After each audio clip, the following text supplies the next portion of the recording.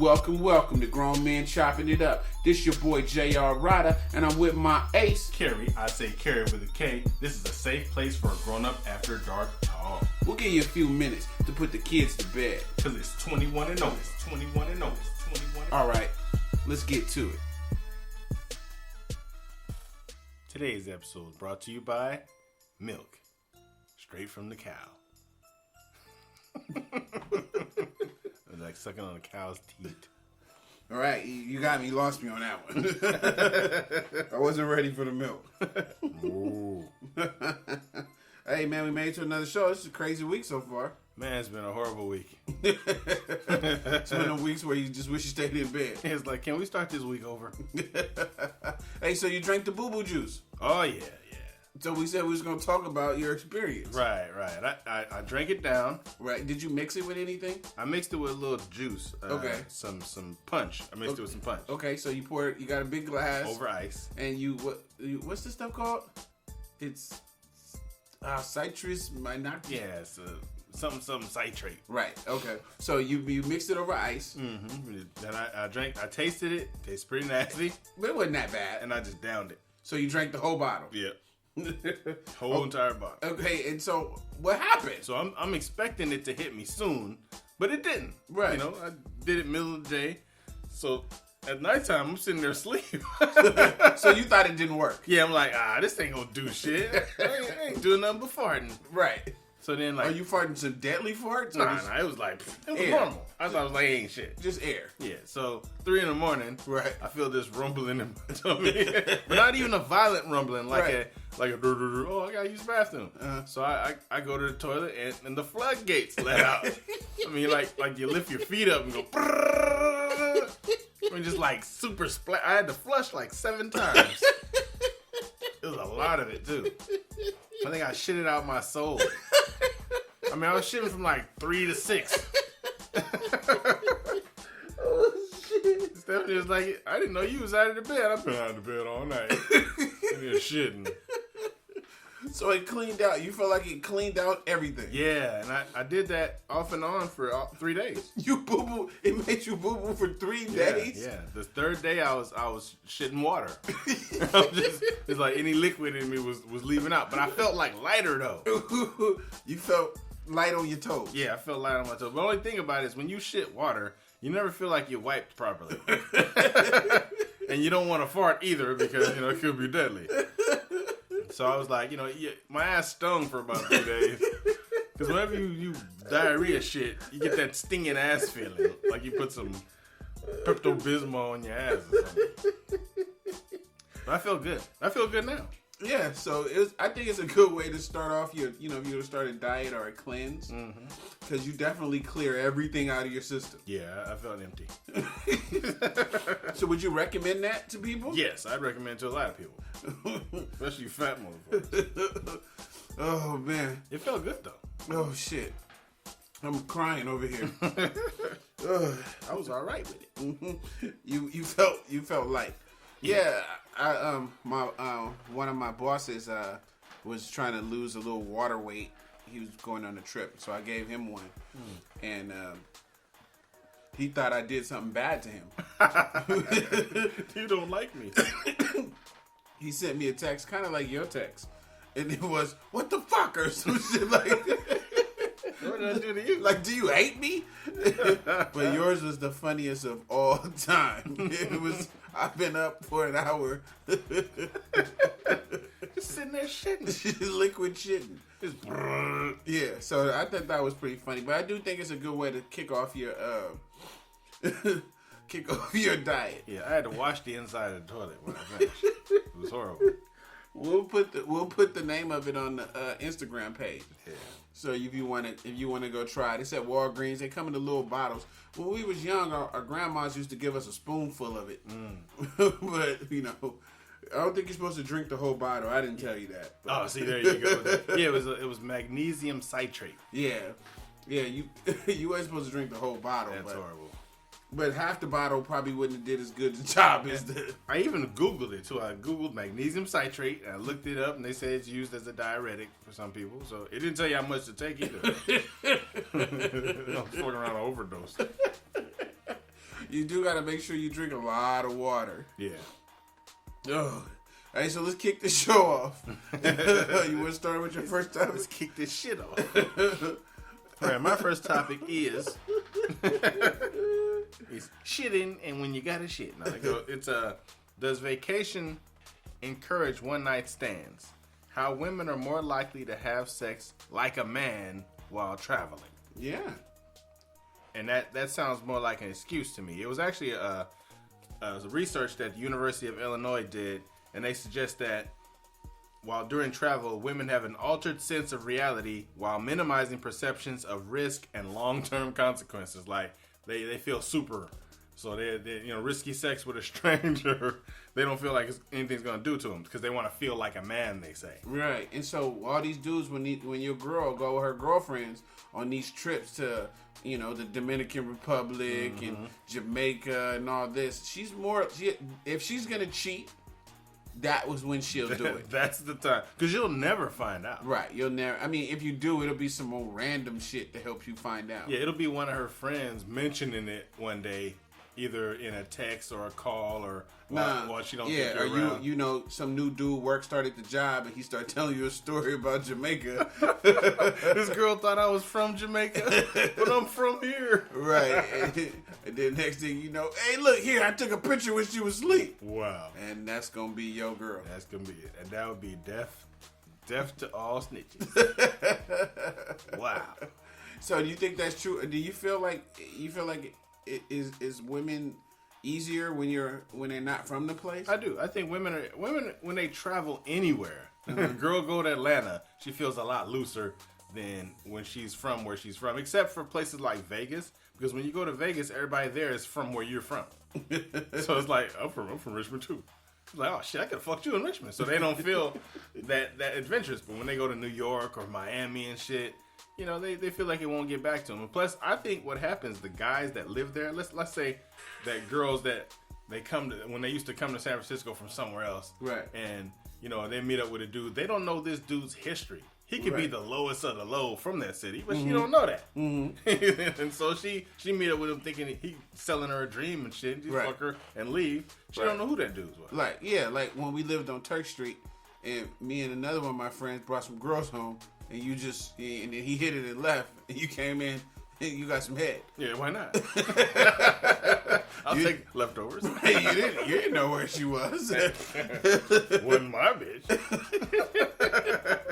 I don't know what made me think of that story.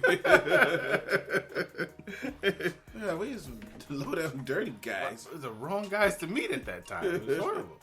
I would agree. I think even with dudes, when they go to another city, I think dudes are more. Hey, I ain't gonna be able to go out of those cities. It don't apply to us. Oh, right. Okay. I think dudes are looking for sex when they go to a different city, depending on what they're there for. Right. I'm not. I'm just on a business trip. I'm here to see what new gadgets they have. Right. Like I got a buddy that goes to Brazil or he go to the Philippines mainly, and he'll be like, "Man, you get them little chicks $20, and you can have them for the weekend because they'll quit their job to go with you for that $20 because it's supposed to be a lot of money there." Wow, we gotta really do another episode. Our next episode is gonna be traveling abroad. How much does pussy cost? Because I was looking at topics today. It had 14 countries where sex is legal. But I was like, sex is legal in all countries. Yeah, fucked up topic. Well, prostitution. Oh, prostitution is legal. Yeah. Oh, okay. Sex is legal, right? Right. Sex is legal in all these places. Imagine that. Yeah. So you saying that people are more risk takers when they feel like they're out of their normal area. Yeah. They probably even take on a different persona. Like, I'm gonna be this kind of person because they don't know me. Did you ever have a Vegas name or a name you use when you're out of state? I didn't go often enough to get one. I just went every now and then, but. Yeah, you never use an alias when you're gonna really do some dirt. No, I use my own name. I wanted my reputation to follow me. Man, we was in Denver. That nigga Kerry fucked shit out of me. You want everybody to know who that dick came from. Yeah. No, I never had like a Vegas name or whatever, but you know, it's just different plays on my name. So it's either Jay, James, or you know, Gigolo. it's something like that. I never went so far as to be. I'm Don Cornelius. They call me the Don for short. Right. A lot of those people they go places all the time. There's probably hella girls that got Miami names. Oh yeah. I met a girl. She said her name was Cinnamon. I was like, unless you work at the Crazy Horse, your name is not Cinnamon. Who the But fuck named you Cinnamon? right, wait, Cinnamon. If you out there, I miss you. Terrible. You done? Yeah, that's pretty much it. So, All right. So watch your mate when she goes overseas, especially. Yeah. Yeah, I think that's true. I don't know. I don't know how I feel about the whole all girl trips, and I don't know. Yeah. You have to be a trustworthy person. Like if your woman's never showing you a reason to not trust her, and she goes and comes back, everything is normal, then that's fine. But if she comes back and start acting funny, something might have went on. So you think you can kind of detect if your girl's a hoe? No, you can't. Oh, okay. They're very good at hiding it. All right, that's what I was gonna say. Yeah. Because like I was gonna ask you, like, how many chicks have you banged that they dudes thought that they were good girls? Yeah, lots of them. And it's horrible. I mean, because we like to say that there are some ways you may know if your girl had sex with somebody else if you know her body that well. How?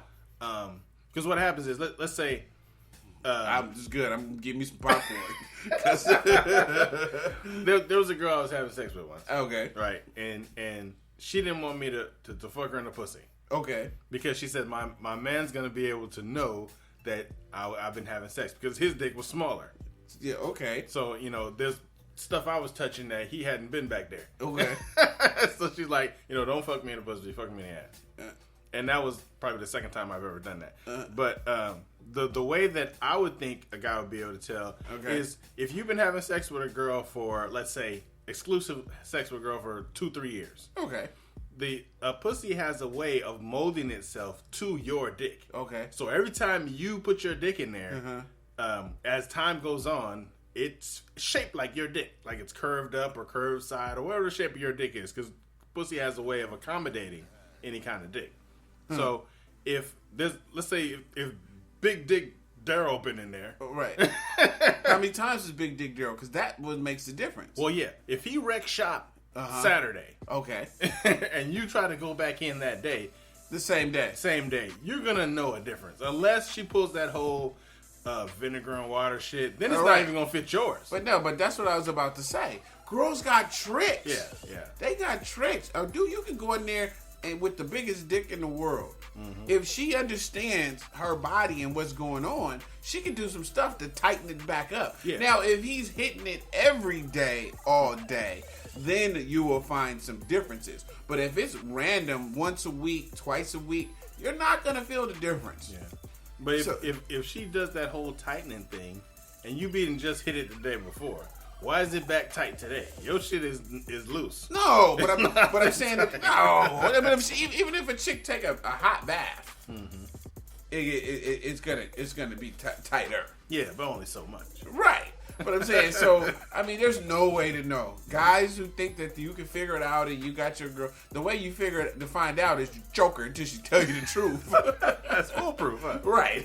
Because there's no... Keep punching her until she tells you the truth. there is no other way. Yeah. Because I've hung out with dudes and I know their girls are hoes. And they've been like, yeah, man, I'm the only one hitting that. And I'm thinking like, ugh. If we were closer, I would tell you the truth. But since I don't like you anyway, I ain't telling you I'm shit. let that nigga keep fucking Right. Ain't no way to know. There's no way to know. Yeah. There is a couple ways to know. If she goes from asking you for it all the time to not asking you at all. Oh, I'm fine. I've had some already. Right. If she, go from thinking that you the best thing since sliced bread to, whatever. You're all right. Yeah. But, I don't know. I used to think there was ways to know, but all the dirt I've done, nah. You know, goddamn well. Ain't no way. And you know what? I don't even really want to know. Yeah. Just it's not information you want. You know what? Just let me be dumb. Yeah, ignorance is bliss. Yeah, let me be ignorant and blissful. But all right.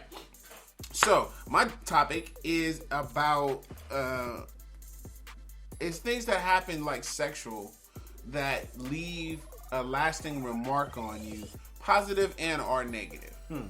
So I was talking to a friend of mine, and we were talking about oral sex, and she said that she didn't enjoy it. I mean, she enjoyed it, but she had a hang up, and I was like, what? And she was like, her husband made her feel self-conscious because he told her that her coochie had a smell. Oh. And that's why he never wanted to do it. And it got me thinking after that about like hang-ups that somebody gives somebody sexually that sticks with them forever. And I want to know, do you have anything like that where somebody has said something to you and it took you a long time to either get over it, or does it still bother you, or anything like that? Well, there was in the beginning, I didn't get circumcised, so there are. I don't think you had a choice. You were too little to tell. Yeah, I was like, hey mom, why don't you cut my dick? Why don't you do it now? Fuck that, because Eric had it done. He was in pain the rest of his life. Once you if they cut it wrong now, when you get hard, it's not, the skin ain't as elastic as it was when you was a baby. Okay. So I didn't have a vasectomy. So there are some girls that are afraid of non-circumcised dicks. They call them elephant trunks and all kind of, they call it pigs in a blanket and sweaters and shit. I mean, they have some cute names for them, right? But see, my argument has always been, if your dick is hard, you don't know the difference. Right. You can't see that it has a sweater. Right. So, so that was one of my hang-ups before, but I've since gotten over. I'm like, hey, some like it, some don't. So like you would just hurry up and try to get hard, so they didn't see the sweater. Right, before I even pull it out, right? I don't want you to see my sweater. So that was like a hang-up of yours. And even still, even though all dicks don't look the same when they're uncircumcised, I've seen some in movies that look pretty fucking gross. Okay, hold on. So you was watching dicks and movies. Don't just glaze over that part. Like you didn't just say you was looking at uncircumcised dicks. Hey, I just say dicks in showers. I was in high school watching their dicks when they took a shower. Right. Don't glaze over that like that's normal. I don't think I ever seen a dick that wasn't. I don't even think. Hey, I don't even want to have this conversation. When you're watching porn, sometimes you see dicks. All right. So if you look at the pussy, the dick is coming toward it. So. So you like to pause it and then see if he's circumcised. Study the dick, right? you can tell. Okay. Some are different than others because all. So you think you have a pretty dick? I've got a beautiful dick.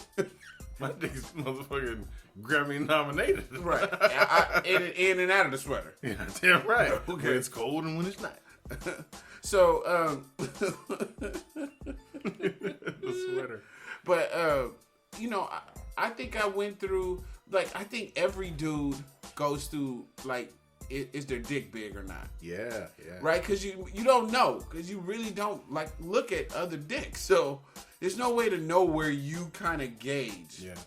And I remember I was having sex with this girl, and she was making all this noise. And I was feeling like I was the shit. Yeah. Then her dude called.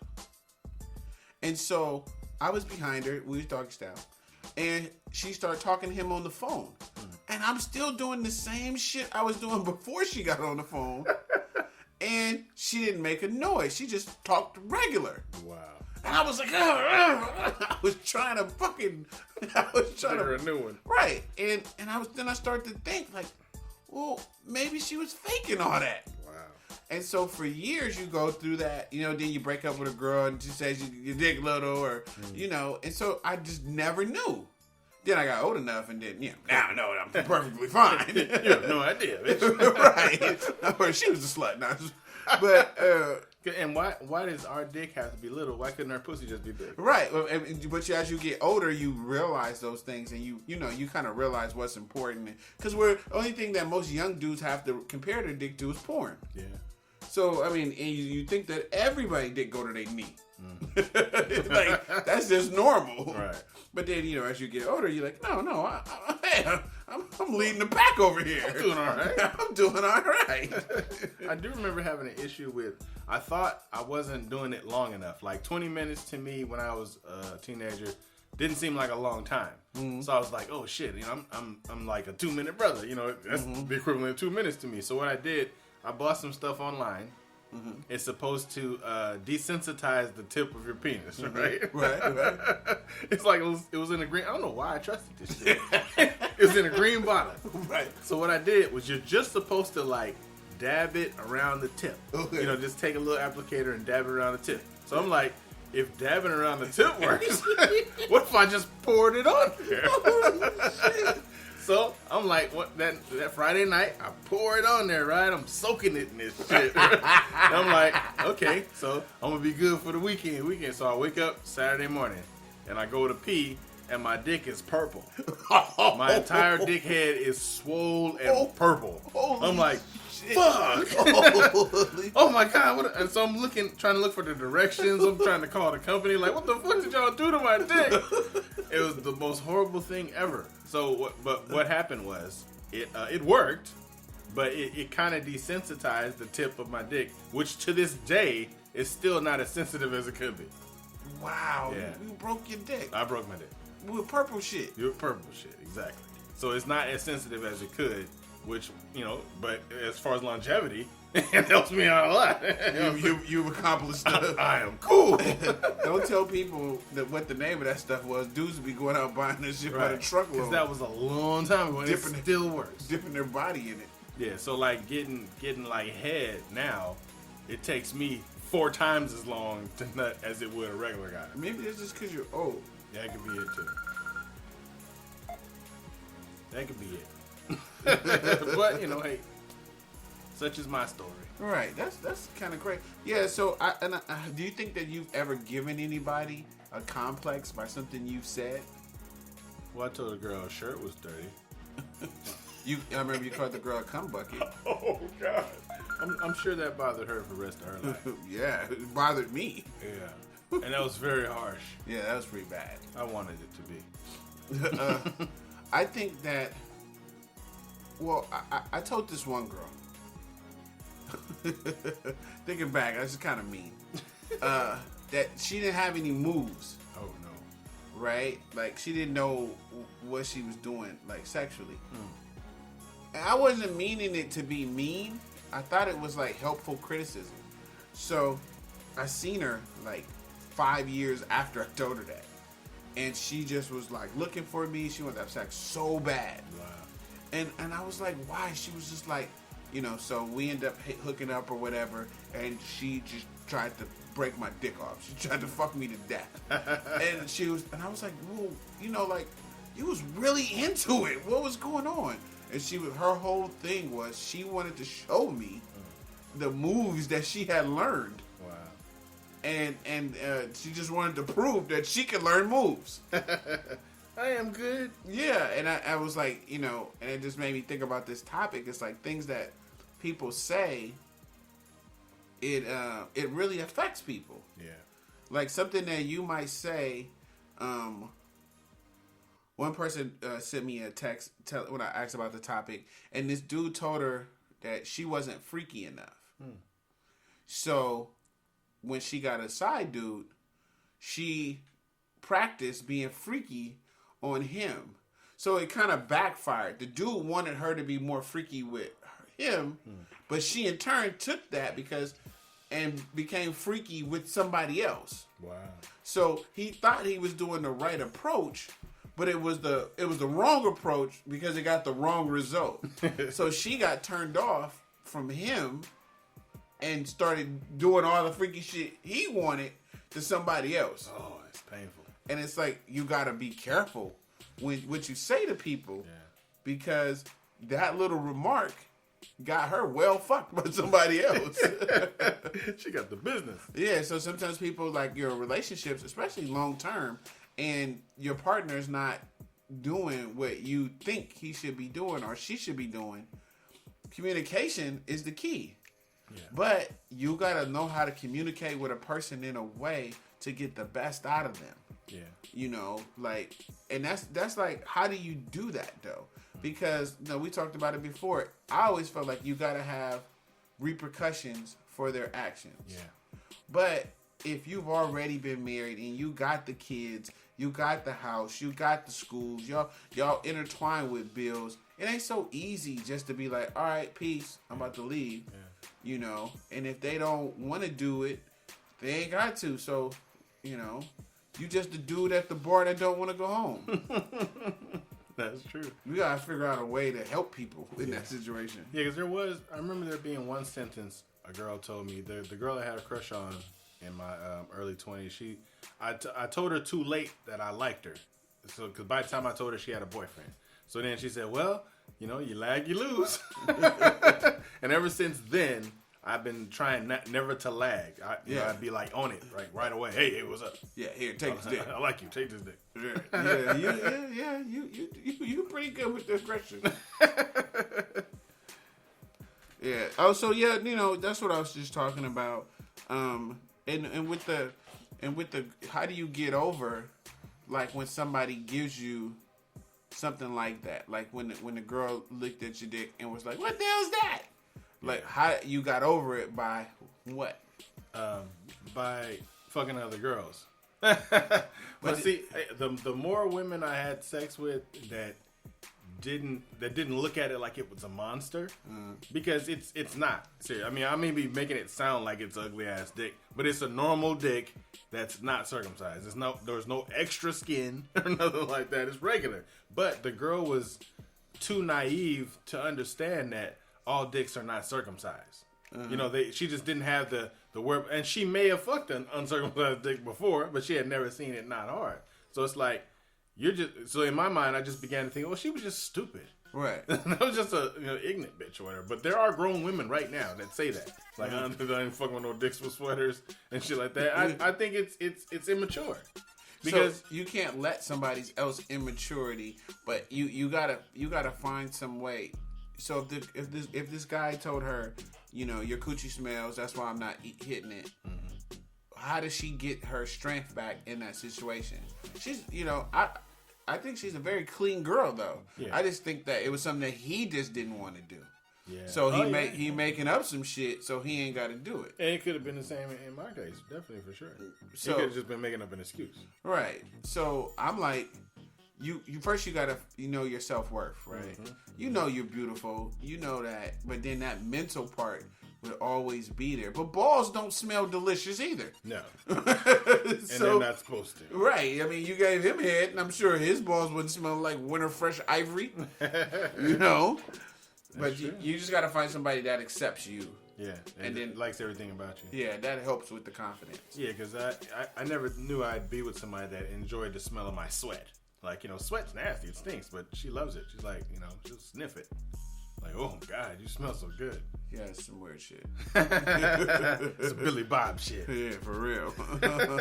What's your next topic? My next topic is 4 things that doom relationships and 3 things that prevent those 4 things from happening. Wow, okay.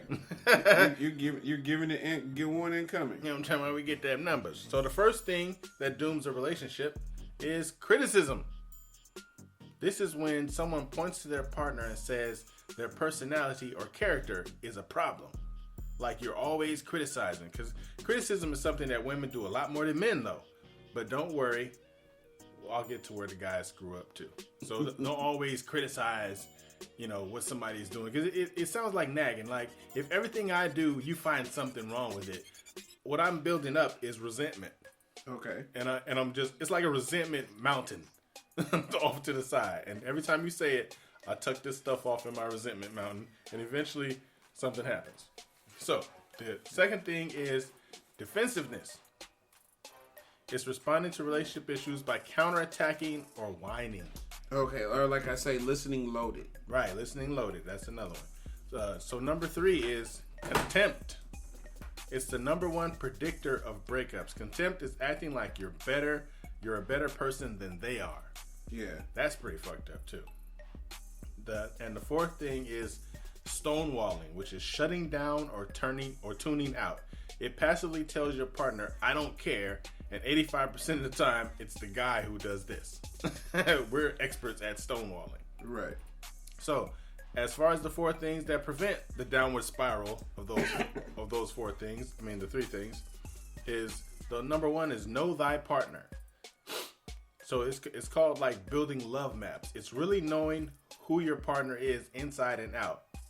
It's one of the most masterful secrets you can get, knowing your partner inside and out. A love map is like a road map you make of your partner's internal psychological world. They're always asking questions about their partner, disclosing personal details about themselves. So know thy partner. That's number 1 as far as the prevention goes. Number 2 is responding positively to bids. Now, bids is it has nothing to do with eBay. We're all frequently making bids for our partner's attention.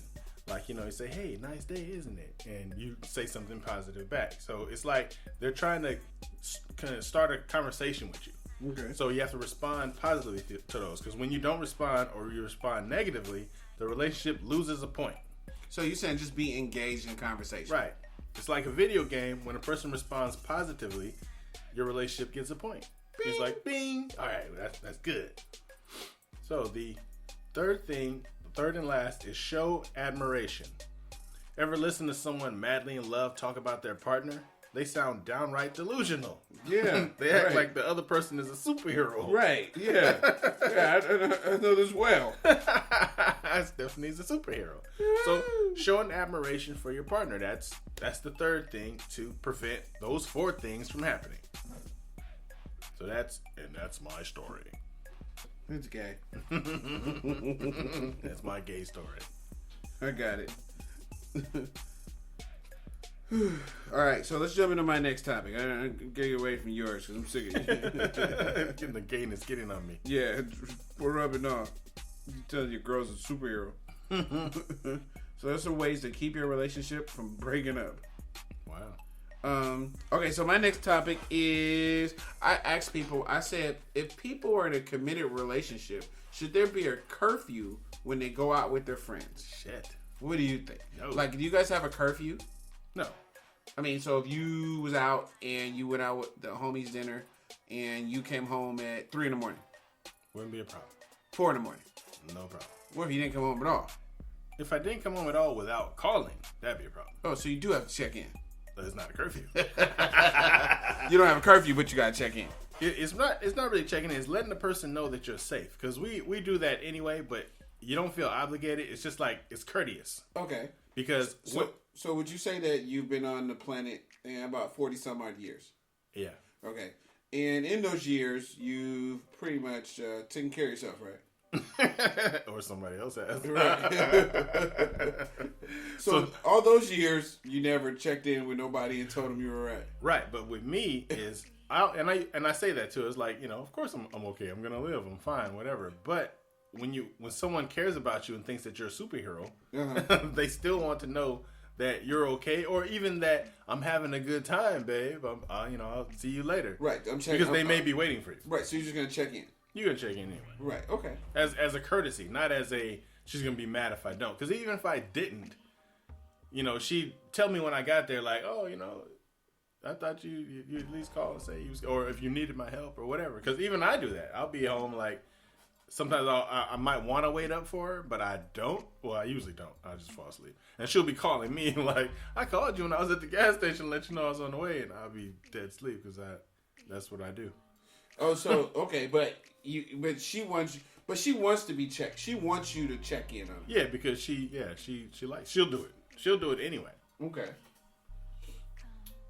Pretty interesting. But I don't think you should not have a curfew as a grown person unless you have shown. I mean, it's not even unless. I'm gonna take that away. It's not unless. It's that some people have been unfaithful in the past. Mm-hmm. So that person in a relationship now becomes a suspect. Okay. So he feels he has to check. He or she feels like they have to check in. Hey, I'm not fucking any bitches. I'm calling you. But does the curfew doesn't stop cheating? It doesn't, because you can fuck somebody in the first 20 minutes while you're out. But people don't. They spend all night to do that shit. Yeah.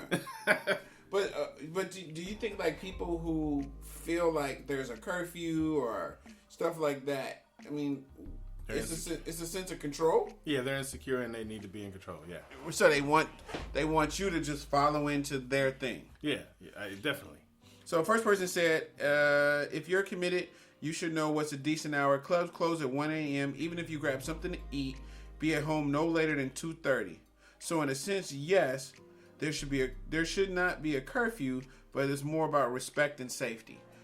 But I think that's that person's on insecurities that's saying that this happens at this time. Yeah. So even if you get something to eat, you should be home at this time. Yeah, that's messed up. I mean, but like you said, maybe something happened in their past where they felt like, oh, I gotta keep tabs on this person. Yeah, I don't like my time to be checked at all. Like, you got off at 2:30, you didn't make it home till 4. You know, I'm not in a rush to do that shit. Next person said, and if I'm committed, it shouldn't matter what time I get home, but I would at least expect a call or a text knowing that you're all right if you stay out later than normal. So if you're in a committed, doesn't matter what time you get home, just a call or a text, let me know that you're all right. That's all right. But if I've been all right my whole life, you should actually like that someone cares enough to wonder if you're okay. Okay. It's, I mean, doesn't that feel good though? Like somebody cares? No. Because that same person will check on you during the middle of the day to make sure you're okay, not just late at night. Oh, if that's the case, then that's a whole different thing. Mm-hmm. If it, why are you checking on me? Yeah, if you check on me all the time, yeah, then it's normal. Yeah, but if only at night. You're only checking on me on the time I'm out with my friends enjoying life. That's disingenuous. Yeah, you don't really care about my well-being because if I told you I was with my grandma, you would never call me. Right. Or if I told you I was moving a couch. That's why guys say they moving the couch. The thing I think is crazy is that when women or men try to put,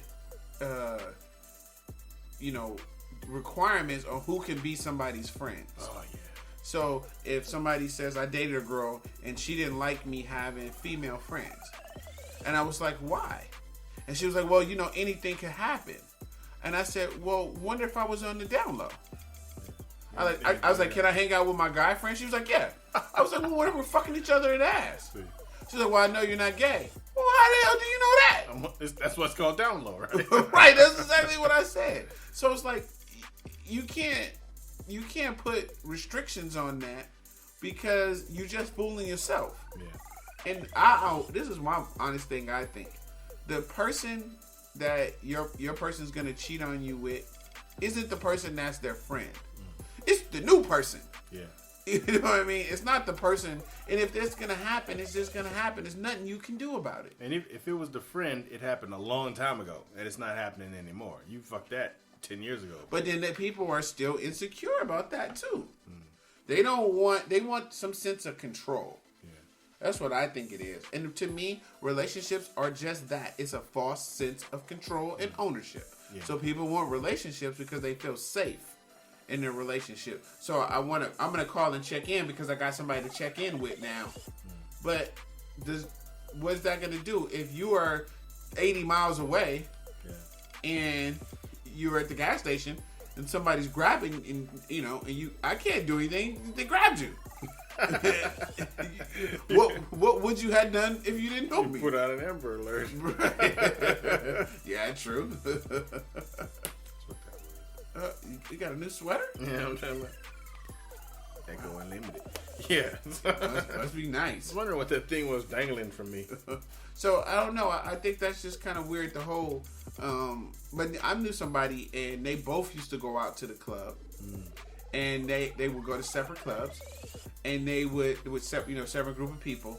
And they had a thing that they both had to be home by 1:30. Oh, wow. An agreement. Yeah. And she was a slut. So finish sucking dick by 1:30. She was a slut. He wasn't. He just was going out because she was out. Yeah, there's people that do that. So he didn't want to really be out. He wanted to be home cupcaking. But he went out because she did. He's sitting in the corner. Right. And I knew to her, and she was all bad news. She's a fucking slut bucket. Right. She was going out to do dirt. Yeah. But they had the deal. They both had to be home by 1:30. Yeah, and dirt can be done in the middle of the day. You can have a nooner in the middle, in the middle of the day. Right. You don't have to be late at night. So right. If you don't trust somebody, you don't ever trust them. Yeah. Well, you don't trust them. You just might as well not be with them. Because if you feel like you got to do all that kind of stuff, you're not preventing anything. No. Like you said, a person can be just more creative. Yeah.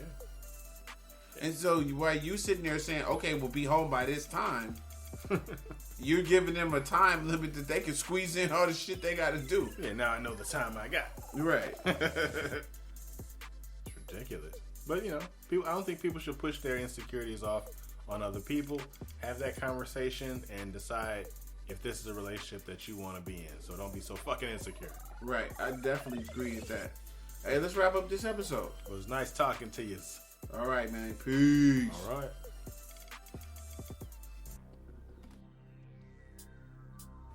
So that concludes our show tonight.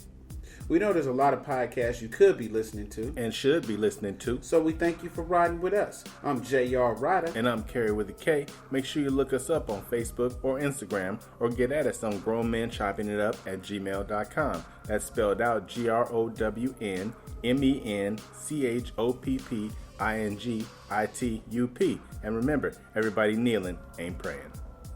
Peace.